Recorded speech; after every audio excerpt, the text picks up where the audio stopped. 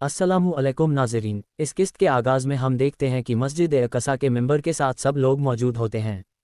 Salahuddin Ayyubi, अमीर शेरको और बाकी सब बहुत परेशान खड़े होते हैं। फिर सुल्तान के वहाँ तशरीफ़ लाने पर सब लोग अदब से खड़े हो जाते हैं।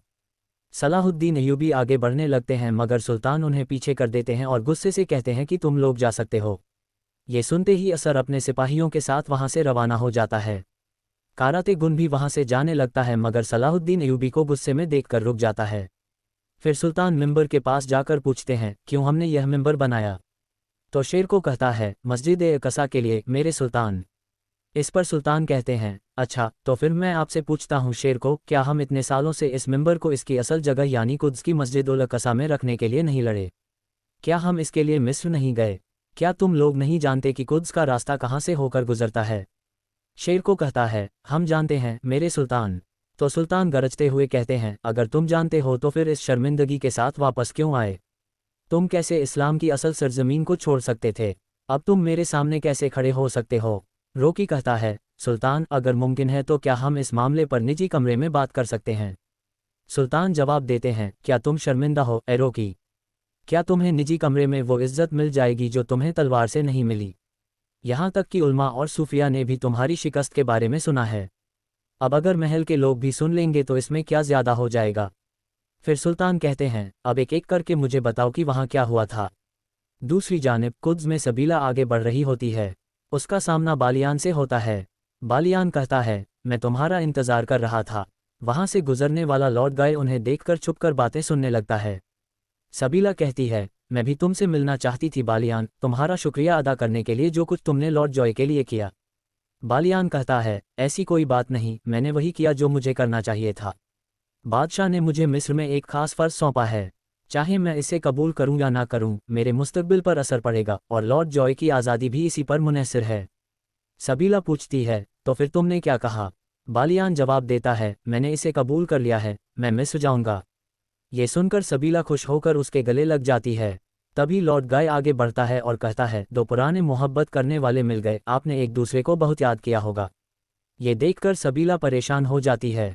इधर शाम में शेर को सुल्तान से कहता है, हमें पता चला कि जिस आदमी को हमने सज़ा दी थी वो बेगुनाह था मेरे सुल्तान। लोग पागल हो गए और हमसे बगावत करने लगे। ये सब गद्दार वजीर शहवार का मंसूबा था। सुल्तान रोकी से पूछते हैं, तुम बताओ ए रोकी। रोकी कहता है, अमीर शेरको ने जो कहा वो सच है।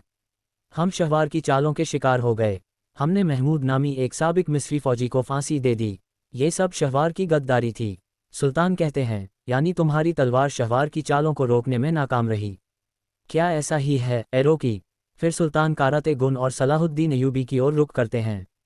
सलाहुद्दीन कहते हैं, मेरे सुल्तान, महमूद की फांसी में मेरी राय नहीं ली गई। वजीर शहवार ने हर मुमकिन कोशिश की और बिना मुकदमे के फांसी दे दी गई। मैंने एतराज़ किया लेकिन अचानक फैसला कर दिया गया। सुल्तान कहते हैं, शेर को तुम अपने नफ्स के हाथों शिकस्त खा गए। ए रोकी, तुम्हारी तलवार शहवार की चालों से हार गई।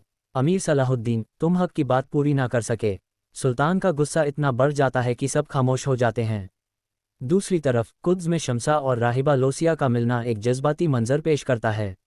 राहिबा लोसिया उसे पहचान लेती है और उसकी मां की खबर देती है कि वह शाम में यतीमों की देखभाल कर रही है।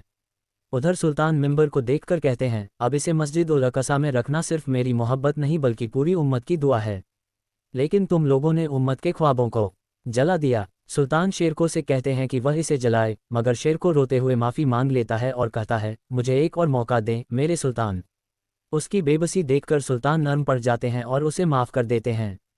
फिर सुल्तान सलाहुद्दीन अय्यूबी को रोकते हैं और उसे गले लगाकर कहते हैं, बाप औलाद का और औलाद बाप का राज होती है। इसी दौरान सुल्तान के नाक से खून बहने लगता है और वह निढाल होकर गिर जाते हैं।